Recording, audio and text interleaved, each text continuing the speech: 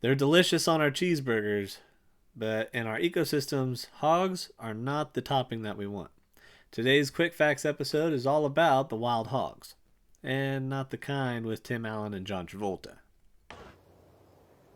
So literally, we're going to slap a bull. Yep, right on the ass. And then you're gonna want to hightail it out of there. Why? Because he can kill you.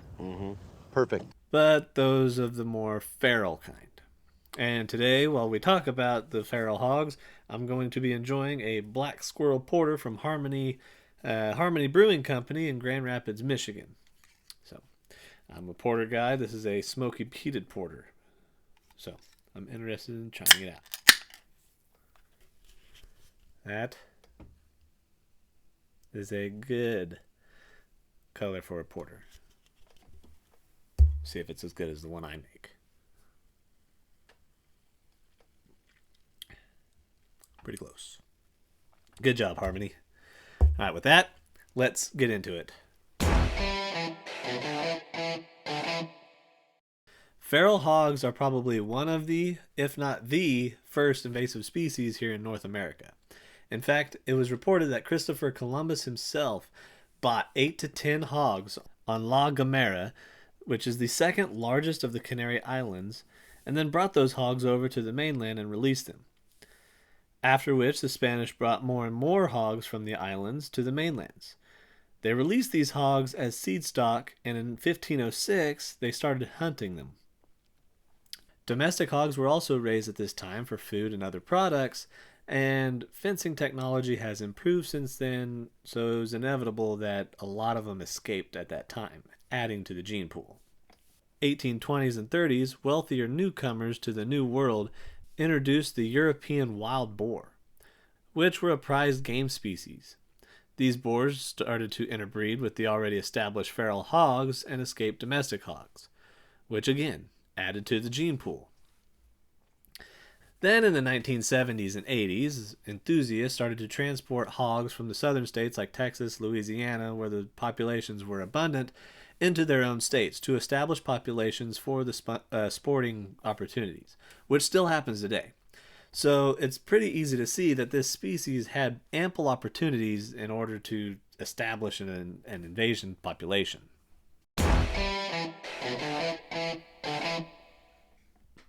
Feral hogs can be around 3 foot tall at the shoulders and weighing around 250 pounds, some getting even larger. At 3 months, they are pretty much invulnerable to most predators.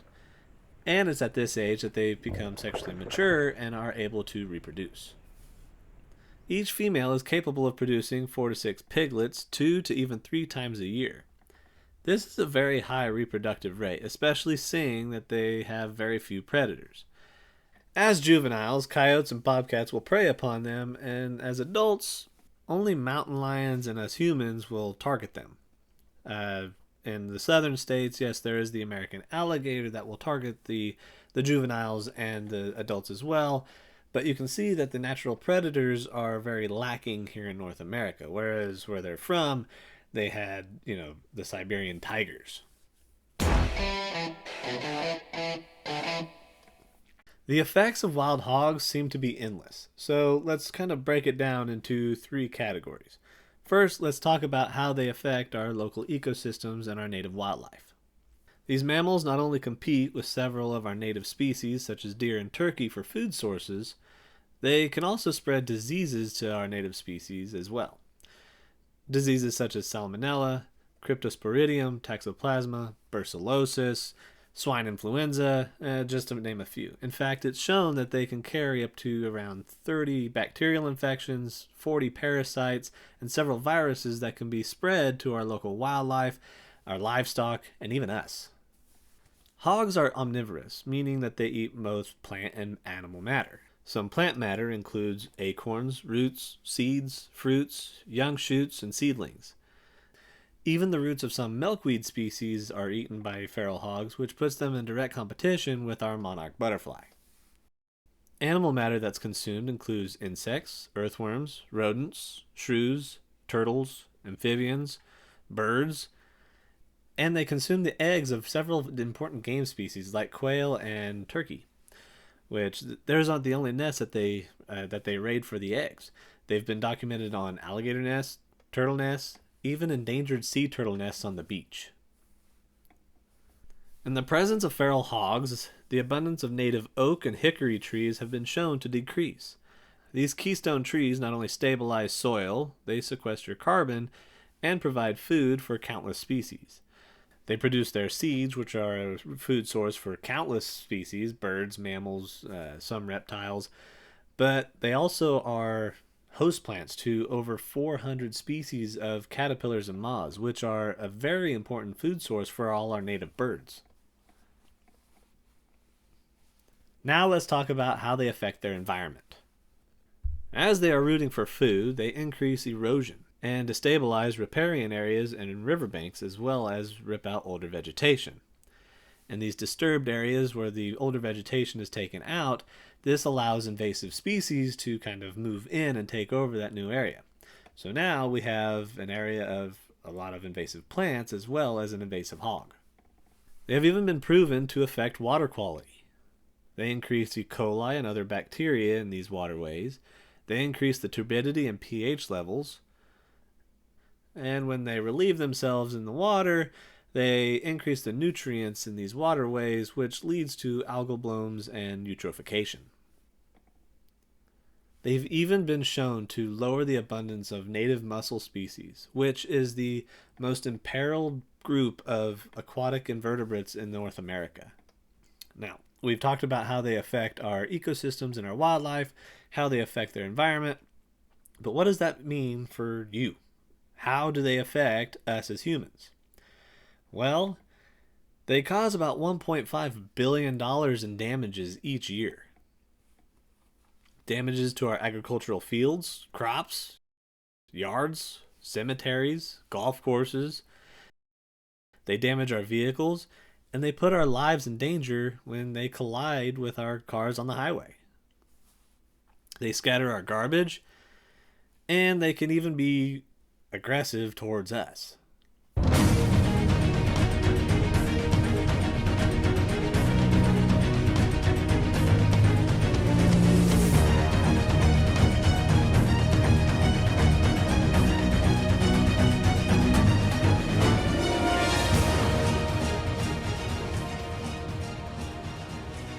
Our agricultural lands are the major industry affected by this invasive species.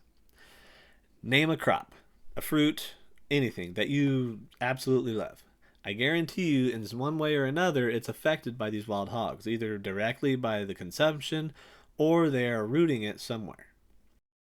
Even pasture land for our cattle and horses isn't safe from their rooting.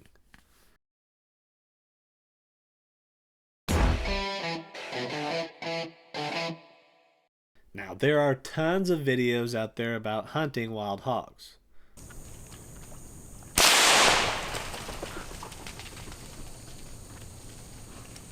Even hunting them out of a helicopter.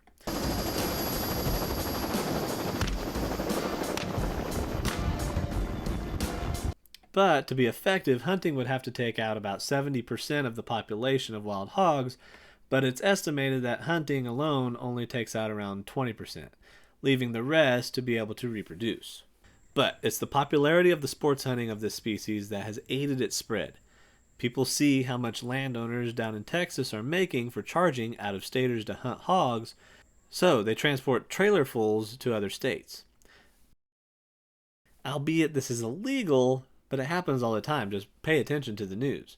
And if I was a farmer or a rancher that was next to someone that had just transported a whole bunch of wild hogs from Texas, I probably wouldn't be a happy camper. So, this is why a whole bunch of laws have been put into place on the transportation of invasive species, including wild hogs. Some states, like my home state of Kansas, has made it illegal to hunt wild hogs. So what that means is there's no sports hunting. And if you're a landowner that has a wild hog problem in their fields or in your pastures, tearing up your fences, yada yada yada, then yes, you can hunt them, you can harvest them. But there is no sports hunting of the wild hog here in Kansas. That has greatly decreased the amount of hogs being shipped into Kansas. So that is, slowing down their spread into this state and other states up, whoever else made it illegal. Now, am I saying that it stopped it completely? No, they are still spreading from the south, the southern counties, and they are here in Kansas, but it's illegal if you have a trailer full of them and you're bringing them up to your farm just so you and your buddies can go hunt hogs. So if hunting and harvesting isn't working, then what could work? Well, in Australia, it's estimated that there are more wild hogs than there are people, and they're starting to experiment with poisoning. Now, the issue with poisoning is that, one, it could be very excruciatingly painful for the animal to die, and two, it's not just the target animal that's being poisoned. Any scavenger or animal that feeds on that dead animal is then poisoned as well. So, what can be a solution? It seems like silver nitrate could be the silver bullet. Silver nitrate is very toxic to hogs, and it seems to be very humane. The animal just seems to go to sleep and doesn't wake up, and it works in about an hour, hour and a half. And it really doesn't have a very high bioaccumulation rate, which means it degrades in the hog very fast so other scavengers don't get that secondary poisoning. However, it is very toxic to fish, so if it gets in a waterway, it could cause some major fish die-offs. Maybe the solution is everyone just adds a little bit more pork in their diet or, makes, jerky sticks out of them. Because us as a species, we don't really have a very good reputation with a lot of species that we like to hunt, if you look at our record. Well, I hope you learned something new about one of the world's top 100 invasive species. If you did, I would really appreciate a thumbs up and a subscribe if you haven't already to learn more about invasive species around the country and to discover new beers like the Black Squirrel Porter from Harmony Brewing Company in Grand Rapids Brewing. Again, shout out guys, it's really good. I'm going to enjoy the rest of this. But until next time, plant native and drink local.